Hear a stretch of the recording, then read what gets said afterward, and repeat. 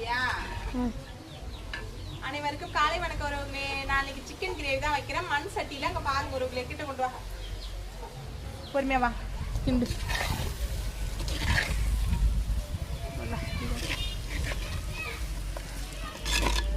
இங்க அளவு வளசாச்சி போட்டிருக்கேன் உறவுகளே. சிக்கன் கிரேவி இந்த அப்படியே சேர்த்துக்கிறேன்.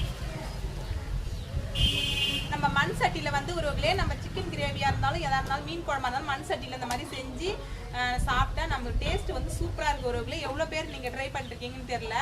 இப்போலாம் சிலிண்டர் வந்து போச்சு. ஆனால் இருந்தாலும் நான் வந்து எப்பொழுதுமே வந்து விறகடுப்பில் தான் சமைப்பேன். அது வந்து கறி குழம்பு, சிக்கன் குழம்பு, சாம்பார் எதாக இருந்தாலும் சரி தான் மண் சட்டியில் செஞ்சு சாப்பிடுவோம் உறவுகளே.